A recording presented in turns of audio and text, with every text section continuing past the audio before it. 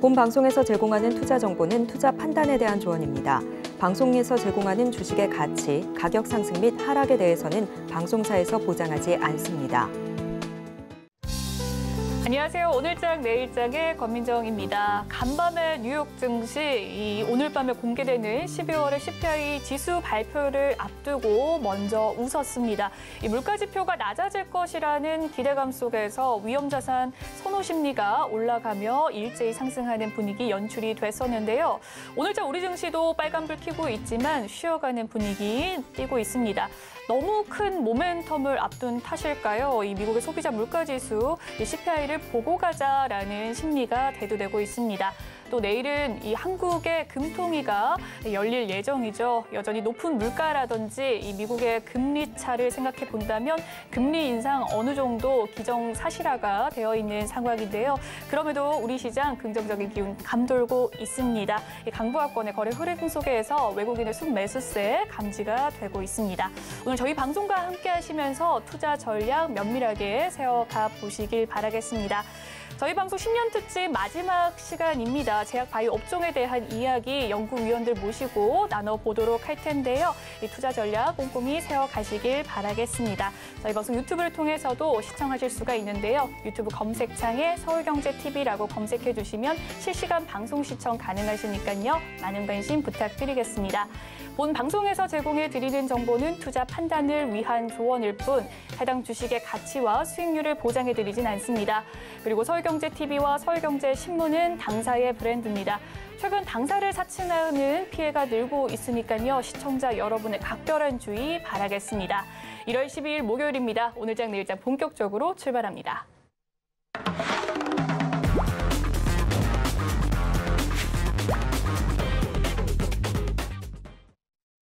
네, 먼저 이 시각 보도본부 시간입니다. 오늘은 김수빈 기자와 함께합니다. 어서 오세요. 안녕하세요. 네, 그러면 오늘은 어떤 헤드라인 들고 오셨을지 화면으로 살펴보겠습니다.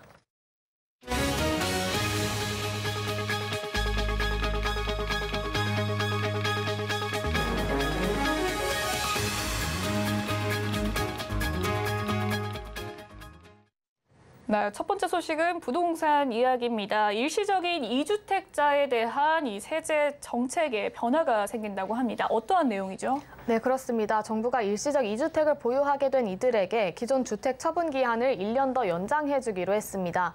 추경호 경제부총리 겸 기획재정부 장관은 오늘 열린 비상경제장관 회의에서 이 같은 결정을 발표했습니다. 일시적 2주택자들은 상속이나 이사, 결혼 등의 사유로 2주택자가 된 사람들입니다. 기존 일시적 2주택 특례 요건에 의거하면 새 주택을 취득한 뒤 2년 내에 기존 주택을 처분할 경우 1주택자로 간주돼 세제 혜택을 받을 수 있었습니다. 이 기간이 3년으로 연장이 된 겁니다. 따라서 일시적 2주택자가 된 이들은 새 집을 산 뒤 3년 이내 기존 주택을 팔면 양도세가 비과세되고 장기 보유 특별공제도 최대 80%까지 적용이 됩니다. 취득세 중과도 완화해 일반 세율을 적용을 받고요. 또 종부세는 기본공제 12억 원에 고령층이거나 주택 장기 보유의 경우 세액공제 최대 80%가 적용됩니다. 네, 그렇군요. 이렇게 2주택자에 대한 대책 나온 배경이 무엇입니까? 네, 아무래도 정부의 세제 혜택이 좀 불공평하다는 지적이 팽배했기 때문인데요. 일시적 2주택자 사이에서는 최근 기준금리가 인상되고 부동산 시장이 얼어붙는 등 불가피한 요인으로 종전주택 처분이 곤란한 경우가 많았습니다. 이 같은 불편을 해소하고 급매 등으로 인한 시장 충격을 최소화하기 위한 조치입니다. 정부는 일시적 2주택자 처분기한 연장을 위해 세법을 개정하고 2월 중 공포 시행할 예정인데요. 양도세와 취득세는 이날을 기준으로 소급해 적용하고 종부세는 올해 납세 의무 성립분부터 적용합니다. 단 종부세의 경우 지난해 일시적 2주택 특례를 신청한 경우는 적용 대상입니다. 정부는 향후에도 부동산 거래 동향을 면밀히 모니터링하면서 주거 실수요자와 취약계층의 애로사항을 선제적으로 좀 파악하겠다는 방침입니다. 네, 다음 소식도 살펴보도록 하겠습니다. 새해 첫 IPO에 나선 중소형주들이 있었습니다. 시장 침체 분위기에 이어서 투자 심리도 좀 얼어붙었다고요? 네, 그렇습니다. IPO를 앞둔 기업들의 청약 결과에 희비가 좀 엇갈린 모습입니다. 금융투자업계에 따르면 1월에 상장을 도전하는 코스닥 기업은 총 8곳입니다. 첫 타자는 오는 19일 상장을 앞둔 한주 라이트메탈과 TEMC입니다.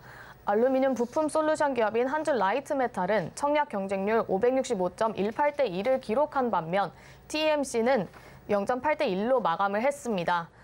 그 반도체에 공정에 사용되는 특수가스 개발 업체인데 TMC는 부진한 청약 결과임에도 예정대로 진행하겠다는 입장입니다. 아무래도 최근 반도체 업종의 투자 심리가 많이 위축된 데다 밸류에이션 고평가 논란 등이 더해지면서 투자자들의 외면을 받은 것으로 보여집니다. 어제 기관 수요 예측을 마친 반도체 유통업체 미래반도체와 마케팅 솔루션 업체 오브젠 역시 다소 부진한 성적을 받을 것으로 예상이 되고 있습니다. 특히 오브젠의 경우 작년 상반기까지 적자를 지속한 데다 3분기 흑자 전환을 했습니다. 네, 그렇군요. 이 IPO의 기업들의 청약 결과 희비가 엇갈리는 모습을 좀 살펴봤습니다. 투자자들이 기대하고 있는 것은 역시나 좀 대어가 아닐까 싶은데요. 언제쯤 대어들이 나오게 될까요? 네, 그렇습니다. 올 상반기까지 좀 증시가 어려울 것으로 예상이 되자 공모자금 규모가 큰 대어들은 좀 한 발 물러선 모습입니다. 우선 지난해부터 상장에 대한 언급이 오가던 마켓컬리가 이달 초 상장을 철회했고 한국조선해양자 회사인 현대사무중공업도 상장을 포기했습니다. 또 다른 조단위 대어로 관심을 모았던 K뱅크는 공식적으로 상장을 철회한다는 말은 없었지만 상반기 IPO 일정을 연기할 가능성이 제기되고 있습니다. K뱅크는 해외 기관 투자자를 대상으로 공모를 하려면 지난 6일까지 증권 신고서를 제출해야 했습니다. 이 외에도 골프존 카운티, LX 세미콘 등 유가증권 시장에서 상장 예비 심사 승인을 받은 기업들은 아직 상장 일정이 나오지 않은 상태고요. 또 새벽 배송 전문업체 오아시스 마켓은 지난달 말 코스닥 시장 상장 예비 심사 승인을 받고 절차를 준비 중입니다. 네, 올 한 해 IPO에 대한 소식들 살펴봤습니다. 마지막 소식인데요. 이 정의선 현대차 그룹의 회장이 이 리더십으로부터 또 글로벌 매체로 인정을 받았다라는 내용인데 어떤 내용입니까? 네, 정의선 회장이 올해 글로벌 자동차 산업에서 가장 영향력이 있는 인물로 꼽히게 됐습니다. 미국 자동차 전문지 모터트렌드는 2023 모터트렌드 파워리스트 50인 가운데 정 회장을 1위인 올해의 인물로 뽑았습니다. 정 회장은 메리바라 제너럴모터스 회장을 간발의 차로 이겼고 또 일론 머스크 테슬라 CEO는 압도적으로 제쳤습니다. 모터트렌드는 매달 100만 부 이상 발행이 되는 잡지와 온라인판을 통해 자동차 업계 트렌드와 제품 관련 정보를 제공하는 매체로 업계에서 신뢰도를 인정받고 있습니다. 정 회장은 전기차와 미래 모빌리티 분야에서 리더 역할을 하고 있다는 평을 받았습니다. 특히 현대차 그룹을 새로운 시대로 이끌고 있고 자동차 업체 최고 경영자 이상의 면모를 보여주고 있다는 평가입니다. 네, 올해의 인물로 선정이 됐다라는 기쁜 소식인데 현대차 그룹의 전략이나 이 제품이 해외 시장에서 어느 정도 인정을 받은 것이다라고 해석을 해도 될까요? 네, 그렇습니다. 모터트렌드는 정 회장의 전동화 전략과 제품에 대해서도 좀 호평을 늘어놨습니다. 모터트렌드는 테슬라가 전기차의 대중화를 시작했다면 현대차는 다양한 모델과 스타일 그리고 가격대를 갖춘 멋진 전기차를 선보이며 소비자의 접근성을 높이고 또 시장을 활성화했다고 밝혔습니다. 그러면서 현대차 제네시스 기아가 계속해서 장외 홈런을 날리고 있다며 디자인, 품질, 합리적 가격 등으로 경쟁자들이 맞서기 어려워지고 있다고도 평가했습니다. 한편 현대차 그룹의 미래 전략에 대한 언급도 있었습니다. 모터트렌드는 현대차 그룹이 2025년 eGMP 성공을 이어갈 새로운 통합 모듈러 아키텍처를 선보일 예정이라며 전기차 및 배터리 생산 시설을 설립해 더욱 효율적인 프로세스를 구축하는 한편 주행거리 확대, 비용 절감 등을 위해 전고체 배터리와 같은 차세대 배터리 개발 협력에도 나서고 있다고 전했습니다. 네, 오늘 이 시각 보도본부 김수빈 기자와 이야기 나눠봤습니다. 오늘 말씀 감사합니다. 감사합니다.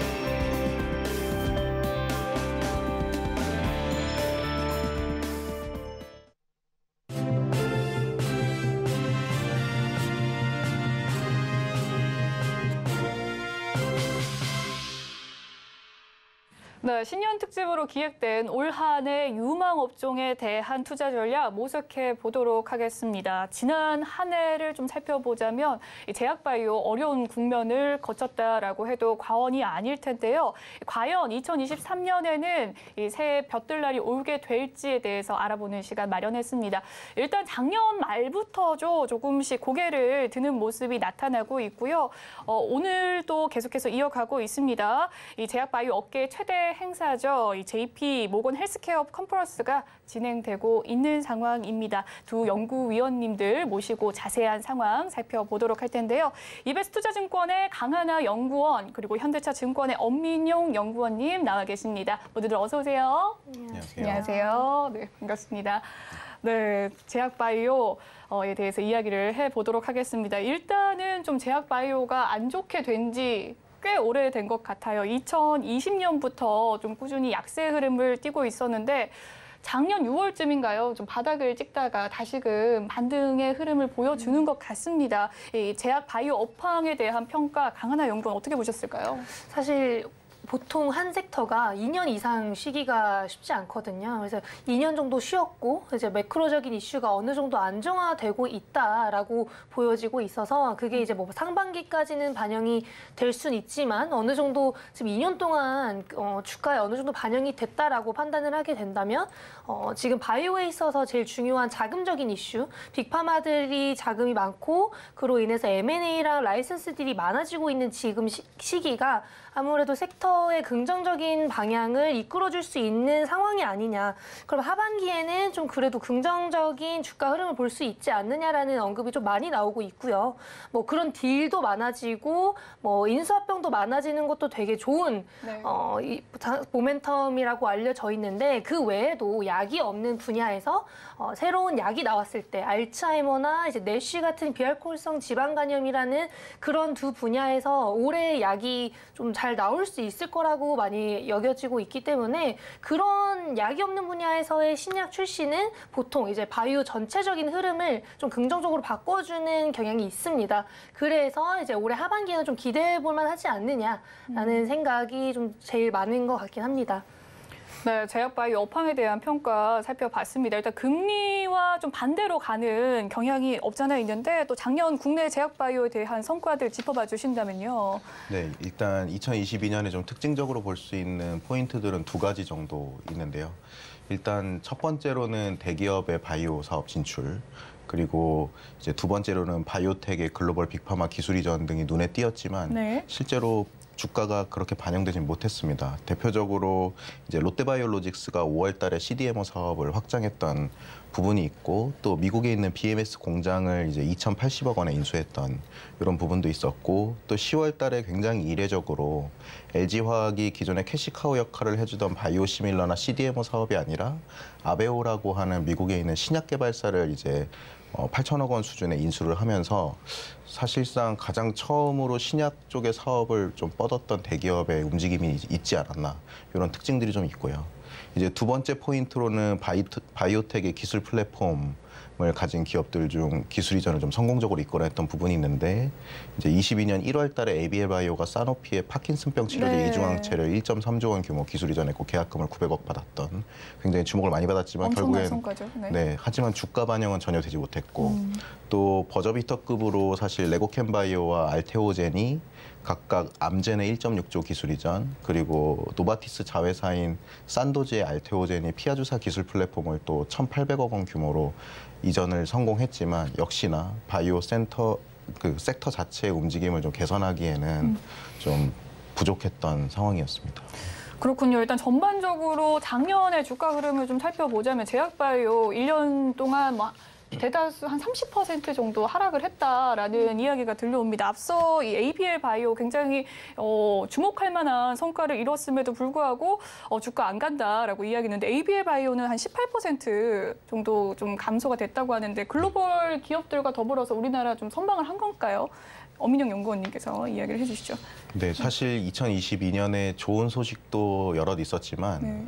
안 좋았던 소식들도 많이 있었습니다. 뭐 제가 이제 커버하고 있는 기업은 아니지만 네. 1월 2일 장이 22년에 딱 시작하자마자 이제 오스템 임플란트 횡령 사건이 있었었고 또 뭐 이제 임상에서 사망 환자 발생했던 것도 있었고 1월 달에 좀 호재와 악재가 좀 겹치는 계속적인 반복적인 부분들로 인해서 바이오 섹터 자체의 기업들의 신뢰도가 좀 하락했다라고 보고 있습니다. 그로 인해서 결국에는 수급이나 이런 부분에 있어서 네. 좀 긍정적으로 개선되기 아직까지는 좀 신뢰도 회복이 필요한 분위기다라고 보고 있습니다. 일단 기업 자체의 신뢰도가 좀 우선적으로 반영이 좀 돼야 될 것 같습니다. 또 국내에 지난해 또 제약 바이오 기업을 살펴보자면 이 기술 수출 규모가 좀 급감을 했다라는 뉴스 기사를 봤었는데 이 원인은 무엇이라고 보십니까, 강하나 연구위원님?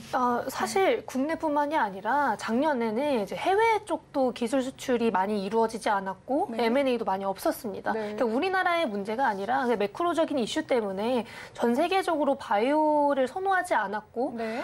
코로나에 집중되어 있었던 2020년에서 2021년 모든 연구 개발들이 다시 이제 본업으로 돌아온 데까지 시간이 당연히 걸리잖아요. 그러니까 임상이 밀렸던 걸 다시 순항시키는 것도 시간이 걸렸고 이제 코로나에 모든 사람들이 주목을 했었기 때문에 거기서 이제 다른 기술들과 다른 연구에 돌아가는 데는 당연히 작년도 포함이 되어서 기술 이전이 있기까지의 연구개발 소식 아니면 진전, 데이터를 보기는 좀 어려웠습니다. 그래서 학회에서도 눈에 띄는 임상 데이터가 많지 않았었고요. 네. 그에 따라서 기술 이전도 많이 없었고, 사실 지금 바이오텍들이 해외에서도 적자인 기업들이 많았기 때문에 적자인 기업들은 1년 내내 주가가 안 좋았거든요. 우리나라뿐만이 아니라 해외도 적자 기업들은 다 안 좋았고, 그래서 해외 바이오텍 ETF들도 다 60-70%씩 떨어졌습니다. 네. 똑같아요. 이제 우리나라의 문제가 아니고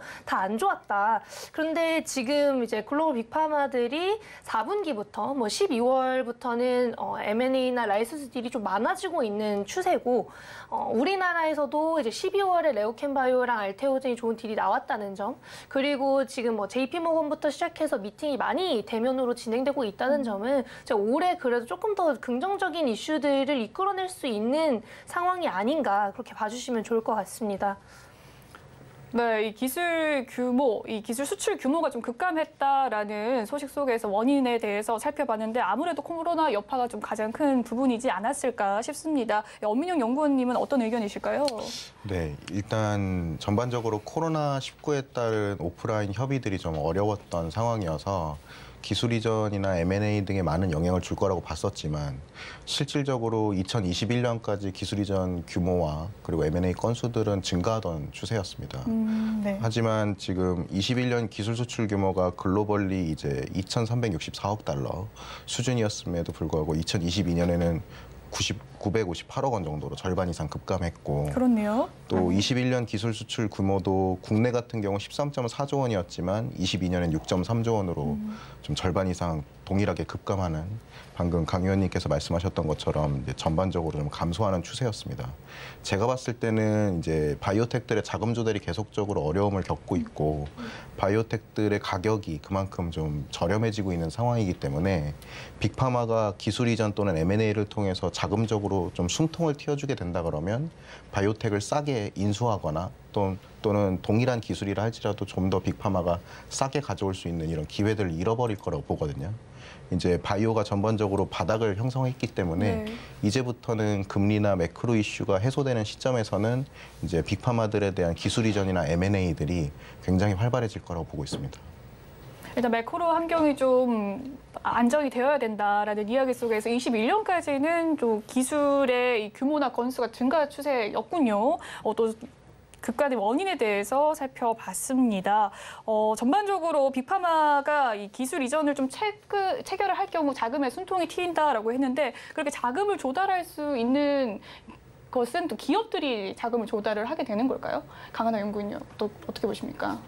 사실 바이오텍에 있어서 제일 중요한 게 돈이잖아요. 연구개발을 위한 돈이 제일 중요한 거고, 돈이 없으면 연구개발을 할 수가 없고 그럼 좋은 데이터가 나올 수 없겠죠. 그래서 우리나라뿐만 아니라 그냥 전체적으로 다 라이선스 딜이 좀 가장 이상적인 자금 조달의 방법이고, 그게 아니라면 유상증자나 다른 방법으로도 네. 투자를 받겠지만 아무래도 그렇게 빅파마들한테 지분 투자를 받던지 라이선스 딜을 하는 게 연구 개발에도 좋고 있고 후기 임상 단계나 이제 FDA 승인까지는 우리가 아무래도 노하우가 많이 없으니 그런 식으로 자금을 조달하는 게 뭐 빅파마의 노하우까지 가져갈 수 있는 그런 좋은 방법이다. 근데 이제 그게 작년에 많이 없었던 거잖아요. 네. 네, 뭐 작년 12월부터 신기하게 작년 상반기에는 좀 눈에 띄는 임상 데이터도 없었는데 네. 하반기부터 좀 임상 데이터도 눈에 띄는 게 되게 많았어요. 그래서 아마 그게 이제 라이선스 딜로도 많이 이어지고 있는 게 아닌가 그렇게 보여지고 있습니다. 네, 그렇군요. 또 제약 바이오에 대한 전망도 살펴보도록 하겠습니다. 전반적으로 작년 한 해 뭐 제약 바이오뿐만 아니라 전체적인 섹터 자체가 많이들 무너지는 모습이었는데 올해는 그래도 좋아질 것이다라는 기대감이 증권가에서 있습니다. 하지만 제약 바이오 올해 전망 또 역시나 좀 밝지는 않다라는 이야기가 들려오거든요. 이 배경은 어떻게 보십니까, 엄민영 연구원님? 네, 일단 기술 특례 상장 기업들 같은 경우에는 이제 매출이나 자기 자본 같은 것들이 염려가 될 수밖에 없습니다. 보통 이제 관리 종목 편입 우려를 많이들 하고 계시고 두 번째로는 이제 시비 상환을 위한 자금 조달이 추가적으로 이루어지는 부분들에 대해서 결과적으로 제약바이오의 2023년이 좀 힘들어질 것이다라는 예측들이 많이 있는 상황인데요.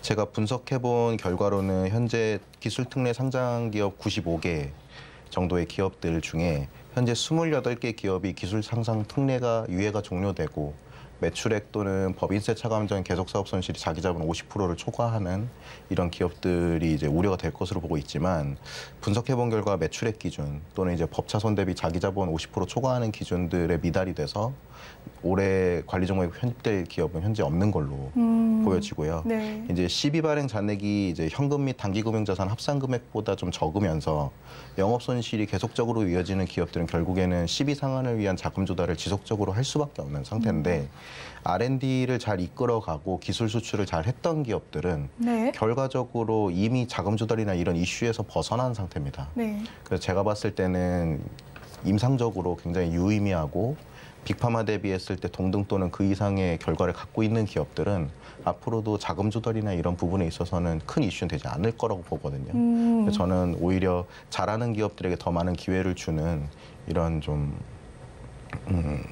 판단들이 23년에 나오지 않을까 이렇게 보고 있습니다. 그렇군요. 잘하는 기업에게 더 많은 기회를 줘야 되고 좀 옥석 가리기가 필요한 부분인 것 같은데 일단 전반적으로 전망을 어둡게 하는 요인이 한 두 가지 정도 있겠네요. 관리 종목의 편입 우려. 앞서 편입 우려에 대해서 이야기를 했을 때 그 우려 종목이 없다고 하지 않으셨습니까? 맞습니다. 그죠. 그렇고 또 시비 상환을 위해서 추가 자금 조달 여부가 또 하나의 요소라고 했는데 잘하는 기업에게 조금 더 몰아주면 된다라는 이야기실까요? 네, 아무래도 잘하고 있는 기업들은 이미 2022년에 그 자금 조달 부분이나 또는 기술 이전 등을 통해서 이제 융통을 좀 한 상황이기 때문에 생각했던 것보다 막 좀 많이 주목하시던 바이오텍에서 자금적인 이슈가 발생하기에는 뭐 확률적으로 좀 적다고 보고 있습니다. 네, 그렇군요. 이 제약바이오 올해 전망에 대해서 살펴보고 있는데요. 강하나 연구위원님 어떤 의견이십니까?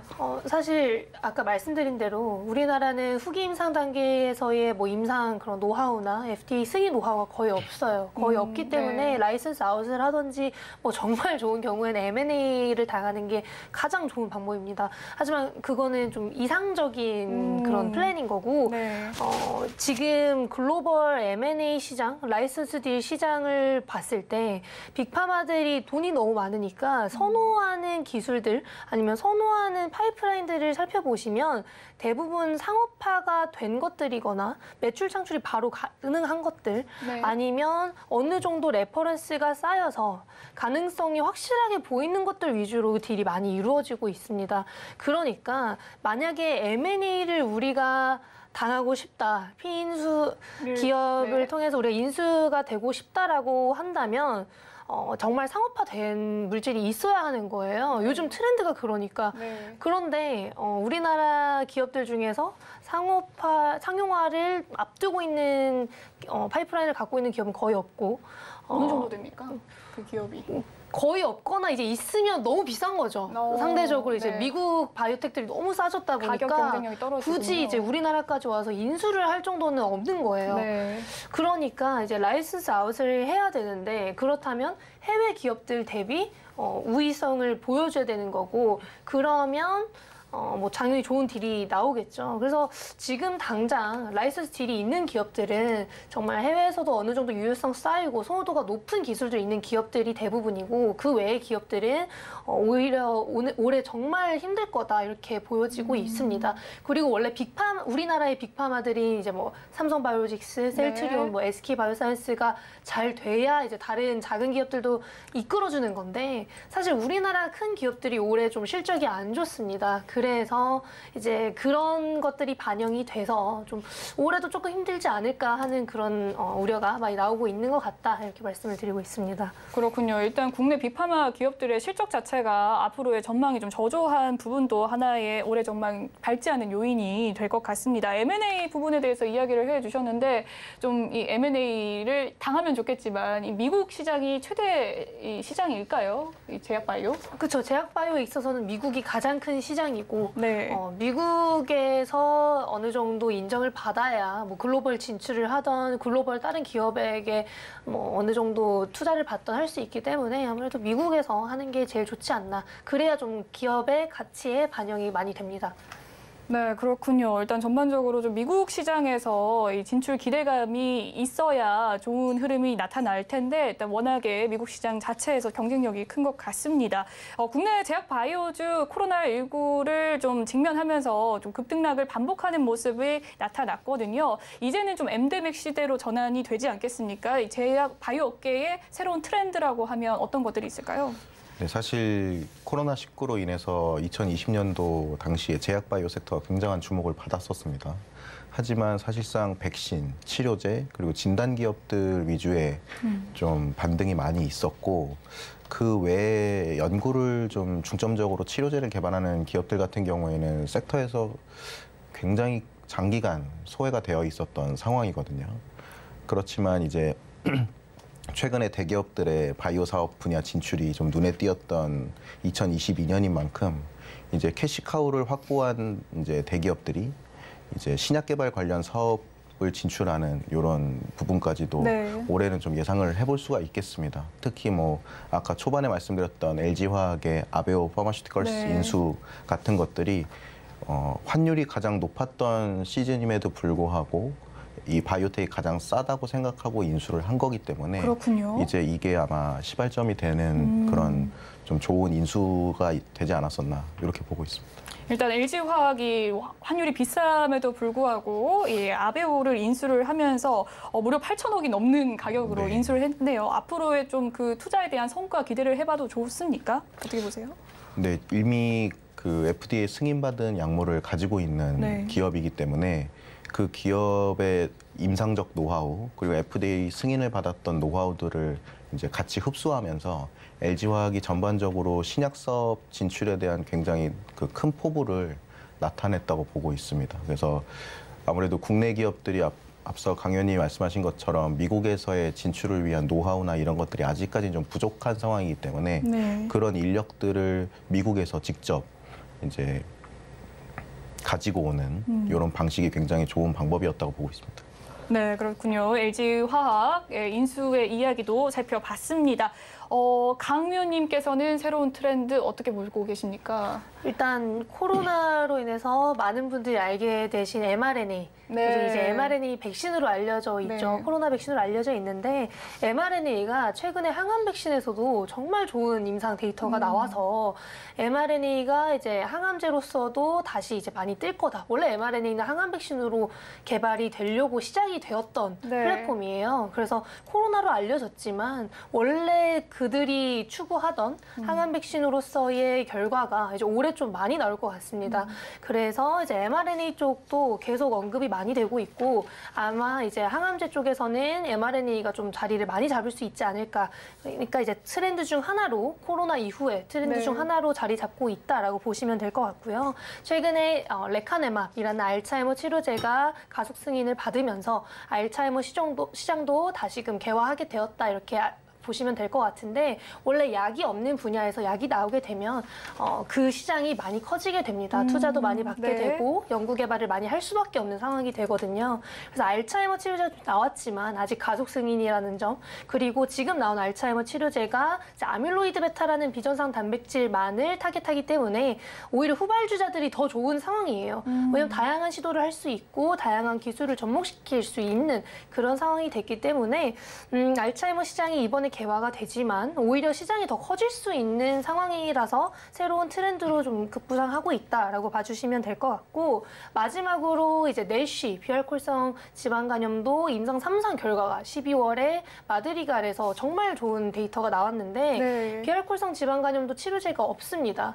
치료제가 없고 빅파마들이 대부분 실패를 했었는데 이제 바이오텍에서 이번에 정말 긍정적인 임상 결과가 나왔기 때문에 올해 그래도 상용화가 가능하지 않을까라는 기대가 많아요. 그래서 만약에 이제 내쉬까지 치료제가 나오게 된다면 올해 트렌드는 뭐 이 세 개 정도만 봐도 정말 공부할 게 많지 않을까 그렇게 보고 있습니다. 네, 굉장히 어려운 용어들이 많이 지나간 것 같은데 이 강하나님 보고서를 좀 살펴보니까 좀 주목하는 부분이 이 암과 또 항암 쪽 관련해서 이 면역 항암체 그 mRNA랑 연결을 지어봐도 될까요? 또 그 부분과 또 치매라고 불리는 알츠하이머와 내시에 대해서 이야기를 해주셨는데 이 중에서 좀 가장 주목하고 있는 분야가 있다면 어떤 분야실까요?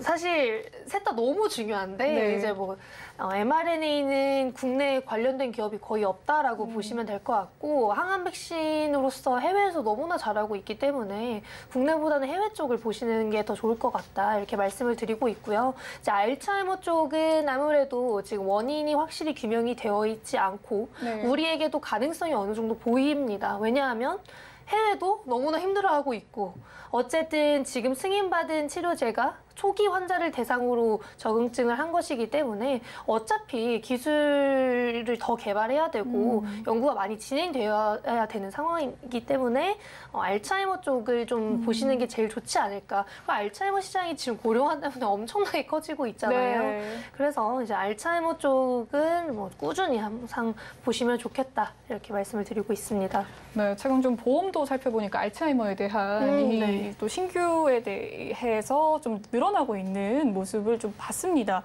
그렇다면 좀 기업을 살펴봤을 때 주목할 만한 기업이 있다면 어떤 기업이 있을까요? 이제 저는 개인적으로 ABL 바이오를 제일 좋아하기는 네. 하는데요. 이제 ABL 바이오가 올해 1월 라이선스 아웃한 게 이제 사노피에 라이선스 아웃한 물질이 파킨슨 치료제기는 하지만 거기에 접목시킨 기술 자체가 뇌혈관 장벽을 투과해주는 플랫폼입니다. 근데 어찌 됐든 그 어떤 뇌질환이라도 뇌혈관 장벽이라는 두꺼운 벽을 뚫어야 하기 때문에 그 플랫폼은 거의 뭐 필수적으로 바뀔 거다라고 저는 보고 있고, 파킨슨 치료제에 접목이 되었다면 알츠하이머 치료제에도 당연히 접목시킬 수 있다는 점을 네. 고려하셨을 때 그쪽에서도 어느 정도 각광을 받을 수 있는 기술이다라고 보시면 될 것 같고요. 이제 더불어서 이제 뇌혈관 장벽을 투과해주는 이 플랫폼 자체가 아직 네. 상용화된 적이 없기 때문에 해외 기업들과의 기술적 괴리를 보아도 크게 괴리율이 없다라고 보시면 ABL 바이오가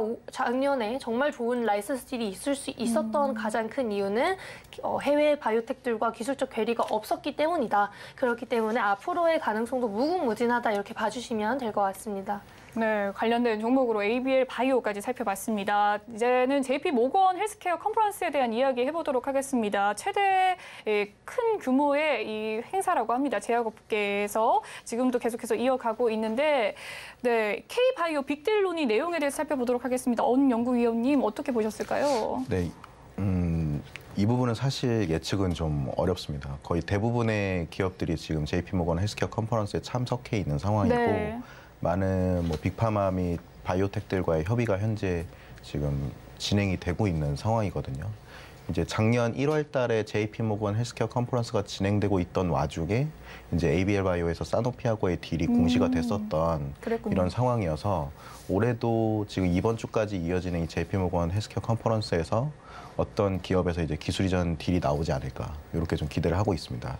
하지만 통상적으로 보통 이렇게 빅파마하고의 기술 이전 딜 협의가 시작되게 되면 이제 물질 이전 계약이나 뭐 텀시트를 논의하고 그다음에 결과적으로 공시를 낼 수 있는 라이센싱 아웃까지 보통 검토 기간이 6개월에서 1년 정도는 필요하기 때문에 지금 1월 달에 JP모건에서 빅파마를 처음 만난 바이오텍들은 네. 그 성과를 보기까지는 빠르면 올해 중순, 그래도 연말 정도에는 그 성과가 이제 가시화될 수도 있다고 보고 있습니다. 네, 정확하게 좀 예측하기는 쉽지는 않겠지만 아직 좀 기대감이 남아있는 상황인 것 같습니다. 강 위원님께서는 어떻게 보셨을까요? 3년 만에 대면으로 진행이 되었다라고 하는데요. 사실 원래 JP모건 헬스케어의 첫날에 대부분의 빅딜이 나오고 네. 국내뿐만 아니라 해외도 대부분의 딜이 첫날에 많이 나오는데 이번에 인수합병이라든지 라이선스 딜이라든지 엄청나게 컸던 계약은 없었습니다. 대부분 매출 창출이 바로 가능한 상용화가 된 파이프라인을 갖고 있는 기업들에 대한 M&A가 이루어졌고 이제 우리나라 기업들이 대부분 다 간다고 이제 위원님 말씀해 주셨잖아요. 네. 대부분 다 가 있을 거예요. 그런데 이제 미팅을 하러 간 게 가장 큰 목적이지 지금 당장 라이선스 딜이 나올 거야라기보다는 앞으로 이제 라이선스 딜을 이루기 위한 그런 첫걸음이고 만약에 뭐 두 번째로 만났던 거든지 이제 뭐 세 번째로 만났을 순 있지만 어찌 됐든 그 기간이 필요하기 때문에 이미 이제 뭐 JP모건이 하루 이틀 다 지났고 어느 정도 기간이 지난 시점에서 지금 뭐 딜이 나올 거야라기보다는 네. 이번에 어떤 성과가 있었을까에 대해 주목을 하시는 게 더 좋을 것 같습니다. 네, 빅딜까지는 모르겠지만 일단은 라이선스의 딜을 위한 길을 걷고 있다라는 이야기를 해주셨습니다. 올해는 또 이제 세계 최대 의약품 시장인 미국에 또 진출에 속도감을 붙을 것이다라고 제약바이오 업계들이 전망을 하고 있는 상황입니다. 이 바이오 시밀러 시장의 개화 속에서 국내 기업 중에 강점을 지닌 기업들 살펴보도록 하겠습니다. 엄 위원님 어떻게 보셨을까요? 네, 일단 뭐 올해 거대 바이오시밀러 시장의 개화 이런 부분들을 좀 이제 짚어주셨는데 단연 이제 삼성바이오 에피스하고 셀트리온이 가장 이제 큰 수혜주로 이제 될 것으로 보여지고 있고요. 뭐 그 외에는 이제 알테오젠, 삼천당제약, 동아에스티 같은 기업들도 현재 바이오시밀러 사업에 뛰어들기 위해서 네. 이제 임상을 잘 진행 중에 있습니다. 특히 뭐 글로벌 블록버스터 의약품 중 이번에 가장 기대가 되는 것은 이제 자가면역 질환 치료제라고 불리는 휴미라의 이제 미국 시장 진출이 예정되어 있기 때문에 이제 오리지널 의약품들은 처방 내용과 상관없이 유럽 같은 경우는 각 이제 45개국 개별국에게 약사가 직접 오리지널이 처방된다 하더라도 바이오시밀러 처방할 수 있도록 권고한다라는 성명서를 작년에 이제 내기도 했었습니다. 결과적으로 이제 바이오시밀러 시장 자체는 굉장히 커지는 그림을 볼 수 있고요. 이제 가격 경쟁력이 결국에는 가장 큰 화두가 될 것으로 보고 있는데 국내 셀트리온 같은 경우도 이런 부분을 이제 염두해서 직접 판매 구조를 가져가는 이런 상황도 지금 볼 수 있습니다. 그래서 전반적으로 바이오시밀러 처방은 앞으로도 계속적으로 확대가 될 예정이고 특허가 만료되는 제품들이 이제 나올 경우 여기서 우리나라에 있는 기업들도 충분히 강점을 가져갈 수 있을 거라고 보고 있습니다. 네, 그렇군요. 일단 바이오 시밀러 시장이 개화가 되면서 우리나라의 국내 좀 강점을 지닌 기업에 대해서 살펴봤습니다. 삼성 바이오 에피스 그리고 뭐 셀트리온과 더불어서 뭐 알테오젠 등등의 기업들 이야기를 해주셨는데 동의를 하십니까? 어떤 기업들 보고 계신가요? 사실 삼성 바이오 에피스랑 셀트리온을 제외하고는 얘기할 수 없는 게 바이오 시밀러 시장이고 네. 삼성 바이오 에피스를 저는 조금을 더 선호하는데 이제 가장 큰 이유는 아까 말씀해주신 자가면역 질환인 휴미라의 바이오 시밀러 이제 삼성 바이오 에피스는 하드리마라는 이름으로 이번에 승인을 받았는데요. 고농도와 저농도 제형을 모두 승인받은 게 이제 삼성바이오에피스가 대표적인 것이고 고농도 제형이 아무래도 저농도 대비 처방이 더 많이 되고 있다는 점, 선호도가 더 높다는 점을 고려했을 때 지금 1월부터 암젠이 휴미라 바이오시밀러 출시를 먼저 했거든요. 네. 했는데 삼성바이오에피스는 이제 고농도랑 저농도를 다 하는 반면 암젠은 저농도만 출시를 하게 되었습니다. 그렇기 때문에 삼성바이오에피스의 고농도와 저농도 둘 다 출시한다는 점은 이제 시장 침투율이 높아질 수 있다는 그런 기대감을 같이 가져가고 있는 것이고요. 암젠 다음으로 두 번째로 출시를 하는 상황이기 때문에 바이오시밀러 시장에서는 출시를 빨리 하는 게 굉장히 중요합니다. 그래서 삼성바이오에피스가 이번에도 좀 어느 정도 침투를 많이 할 수 있는 상황이 아닌가 그렇게 보고 있고, 이제 뭐 보험 등재 여부도 굉장히 중요해질 텐데 네. 보험 등재를 이번에 한 3개 정도 할 거라고 하더라고요. 이제 휴미라 바이오시밀러 중에서 3군데를 해주겠다라고 했는데, 아마 이제 암젠을 시작으로 이제 뭐 삼성바이오에피스는 뭐 당연히 될 거라고 많이들 말씀을 해주시고 계셔서 삼성바이오에피스가 그 시장을 좀 잘 가져갈 수 있지 않을까 그렇게 보고 있습니다. 네, 글로벌 바이오시밀러 시장의 확대 기대감 속에서 국내 강점 지닌 기업들 살펴봤습니다. 네, 지난해 또 제약바이오 업계의 기술 수출 급감이라는 상황 속에서 레고캠 바이오사이언스가 또 대규모의 기술 수출을 이뤘습니다. 1조 원이 넘는 이 기술 수출이라고 하는데, 또 그 중에서 ADC라는 이야기가 있어요. ADC는 무엇입니까? 네, 안티바디 드럭 콘주게이트의 줄임말이라고 네. 보시면 될 것 같고요. 이거는 이제 단순하게 얘기하면 이제 항체라고 하는 바이오 의약품이 암을 따라갈 수 있는 능력을 가지고 있고, 이제 대부분의 화학 항암요법을 받으시는 환자분들이 머리가 빠지시고 많은 부작용을 겪는데, 네. 이게 보통 이제 분열을 많이 하는 세포를 공격하는 항암제의 특성상 이제 모근 세포나 위점막 세포, 혈액 세포들이 암 세포처럼 매일같이 분열을 하기 때문에 같이 네. 공격을 받게 되거든요. 그래서 암을 따라가주는 항체라고 하는 안티바디에 이제 머리 빠지고 부작용을 일으키는 이 화학요법 항암제를 붙여서 네. 암에만 이 아. 화학요법 항암제를 전달하는 기술이라고 보실 수 있겠습니다. 그렇군요. 딱 그 극소 부위에 네. 정확하게 붙여서 가는 기술인 것 같은데, ADC에 대해서 살펴봤습니다. 주요 기업들의 성과를 좀 살펴보자면요. 어떻게 보십니까? 네, 레고캠바이오가 아마 국내에서는 ADC로 가장 좀 주목해서 보셔야 될 기업이라고 보실 수 있고요. 네. 이 플랫폼 자체가 가장 큰 장점이라고 보고 있습니다. 이 ADC라고 하는 이 기술은 항체에다가 이 부작용을 일으키는 항암제를 얼마나 안정적으로 유지할 수 있고, 네. 또 암이 있는 부위에서 정말 정확히 잘 터지는지가 가장 중요하거든요. 레고캠바이오 같은 경우는 콘주올이라고 하는 기술 플랫폼 이름으로 현재 지난 9월 월드 ADC 서밋에서 굉장히 좀 유의미한 결과 발표를 했었습니다. 그래서 삼중음성 유방암이라고 하는 적응증을 대상으로 이제 투약받은 환자 중에 한 명이 12주 만에 네. 몸 안에 있는 종양이 완전히 사라지는 오. 완전관해라고 하는 결과도 발표를 했었습니다. 네. 그래서 또 52주 이상 투약한 환자들 중에서 내성이나 그리고 또 부작용이 발생되지 않아서 굉장히 저는 긍정적 결과를 발표한 것이라고 볼 수 있고, 이 기술적인 부분에 있어서 암젠이 이번 기술 이전을 통해서 이 임상 결과 또한 빅파마로서 검증을 해준 굉장히 중요한 딜이라고 보거든요. 물론 플랫폼 기술 이전이었기 때문에 이제 어떤 후보 물질을 선정하고 이런 것들이 이제 임상 단계에 들어가기까지는 시간이 좀 소요될 걸로 보이지만, 오늘 같은 JP모건 헬스케어 컨퍼런스에서 레고캠바이오가 암젠하고의 기술 이전을 레퍼런스로 다른 바이오텍들과 훨씬 더 면밀하게 이제 협의를 할 수 있을 걸로 보기 때문에 이 기술에 대한 검증적인 측면에서 정말 긍정적인 결과라고 보고 있습니다. 네, 그렇군요. 레고캠바이오 추가적인 성과도 기대가 되는 상황 살펴봤습니다. 네, 강 위원님, 또 최근의 리포트 살펴를 보면 삼성바이오로직스 탑픽 종목으로 또 제시를 해주셨습니다. 목표 주가 110만 원까지 이야기를 해주셨는데, 올해 삼성바이오로직스의 상승 모멘텀 어떻게 평가하십니까? 사실 올해의 실적은 조금 저조할 수도 있다라고 아까 초반에 네, 말씀을 올해는요. 드렸잖아요. 네. 실정이 조정받기는 하지만 이 부분은 대부분 이제 4공장 감가상각비가 올해 내내 좀 반영이 될 거라는 점을 고려했을 때 어쩔 수 없는 부분도 있고, 환율 효과 때문에 좀 떨어지는 부분도 있을 겁니다. 그래서 올해 실적이 이제 작년 대비 연간 감익은 될 수 있겠지만, 그 외에 지금 글로벌 바이오 트렌드라고 여겨지는 이제 바이오시밀러 시장, 그리고 이제 항체 치료제, 알츠하이머 치료제들 중에서 지금 상용화 앞두거나 상용화된 것들이 다 항체 치료제거든요. 그러니까 항체 치료제 시장이 그래도 기존 대비 조금 더 성장성을 가지고 가져갈 수 있게 된다면 삼성바이오로직스에게도 좀 긍정적인 영향이 있을 수 있지 않을까.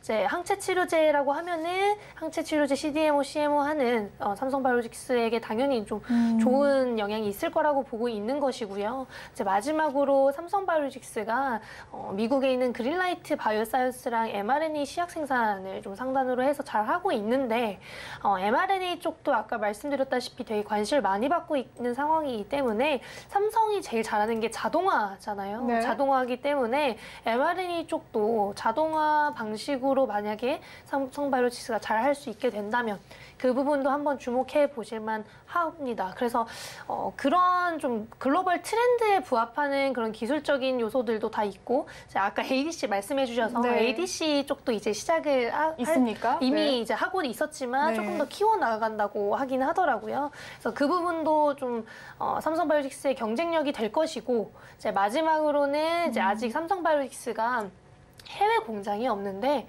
해외 공장도 아마 이제 조금 더 구체화하면서 언급을 해줄 거라고 기대를 하고 있어서 그 부분이 언급이 된다면 조금 더 관심을 받아볼 수 있지 않는 상황이 아닌가 그렇게 보고 있습니다. 네, 삼성 바이오로직스의 전망에 대해서 살펴봤습니다. 일단 올 한 해는 좀 주가가 조정을 받을지라도 24년부터 좀 기대를 해볼 만한 상황인 것 같습니다. 국내의 최대 바이오 기업이고 워낙 다방면으로 또 투자를 하고 계속해서 이어가는 모습들 살펴봤는데요. 다음은 엄민용 연구위원님의 리포트를 통해서 좀 살펴보는 시간 갖도록 할게요. 유전자 가위의 해가 될 것이다라고 이야기를 해주셨어요. 네. 그렇다면 좀 툴젠의 해가 될 것이다라는 이야기인데 일단 툴젠이 무엇인지 좀 살펴봐 주시고 세계 최초로 유전자 가위 성능 예측 표준화에 성공을 했다라고 하는데 이 툴젠의 성과 가시화가 될까요? 네, 일단 2023년에 앞서 말씀하셨던 것처럼 이제 알츠하이머 치료제하고 또 마이크로바이옴의 최초 FDA 승인이나 그다음에 내시 치료제 승인 같은 키워드들이 현재 많이 이제 언급이 되고 있는데 저는 2023년이 3세대 유전자 가위 치료제 최초 FDA 승인 결과 또한 기대해 볼 만하다고 보고 있습니다. 그래서 요거는 감히 제가 인류 최초의 승인이다라고 말씀을 드리는 이유는 한 번의 투약만으로 유전자가 완전히 치료가 돼서 이제 완치 결과가 계속적으로 유지되는 이런 수준의 이제 완치 치료제로 현재 개발이 되고 있거든요. 특히 이번 FDA 승인의 주인공은 이제 크리스퍼 테라피틱스라고 하는 회사에서 개발한 엑사셀이라고 하는 유전병 치료제고요. 이제 뭐 겸상적 혈구병 뭐 이렇게 좀 지중해 빈혈 같은 좀 어려운 질병 이름이지만 결과적으로 유전적으로 혈액을 잘 못 만드시는 분들이 이 약을 투약받고 유전적으로 완전히 완치되는 혈액을 못 만드는 분들이 있군요. 그래서 이 엑사셀을 주인공으로 시작해서 현재 크리스퍼 테라피틱스가 이제 콜레스테롤 또는 이제 고혈압과 같은 심혈관 질환 완치 치료제까지 현재 개발을 확장 중이고 또 인텔리아 테라피틱스라고 하는 기업에서 기존의 모더나나 파이자가 개발했던 mRNA, LNP 백신 방식으로 이 유전자 가위를 전달하는 임상 결과를 11월 달에 발표하면서 결과적으로 기존에 갖고 있던 한계점을 거의 대부분 다 극복했다라고 볼 수 있습니다. 그래서 툴젠 같은 경우 이 크리스퍼 테라피틱스와 인텔리아와 지금 저촉 심사를 진행 중입니다. 이 특허에 대한 주인이 누군지에 대해 이제 현재 판결이 진행이 되고 있고 작년 9월 달에 미국 특허 심판원에서 툴젠에게 굉장히 유리한 방향으로 일단 심사가 이제 진행이 됐었기 때문에 지금 현재 크리스퍼 그리고 인텔리아 그리고 에디타스라고 하는 유전자 편집 치료제 개발 3대장과 현재 합의를 이룰 수 있을 거라고 기대하고 있는 상황이기 때문에 만약에 올해 툴젠이 원계 발사로 어느 정도 인정이 돼서 합의에 이르게 된다 그러면 이건 글로벌리 굉장히 빅 이슈가 될 수 있을 거라고 보고 있고 앞서서 2022년에 바이오 섹터가 전반적으로 뭐 임상이나 이런 부분에 있어서 좀 신뢰감을 많이 잃었었는데 툴젠의 합의로 인해서 이런 신뢰도가 다 회복되는 뭐 그런 그림까지도 저는 기대를 하고 있습니다. 네, 툴젠의 합의가 이루어질 경우에 전 세계적으로 굉장히 좋은 성과와 기대가 있는 시장이었던 것 같습니다. 여기까지 이야기를 들어보도록 할게요. 오늘 두 분 말씀 감사합니다. 감사합니다. 감사합니다. 네, 본 방송에서 제공해드리는 정보는 투자 판단을 위한 조언일 뿐 해당 주식의 가치와 수익률을 보장해드리진 않습니다. 그리고 서울경제TV와 서울경제신문은 당사의 브랜드입니다. 최근 당사를 사칭하는 피해가 늘고 있으니까요. 시청자 여러분의 각별한 주의 바라겠습니다. 오늘 준비한 소식은 여기까지고요. 잠시 후 마감 임박 60분의 승부도 많은 시청 부탁드리겠습니다. 저희는 내일 다시 찾아뵐게요. 시청해주신 여러분 고맙습니다.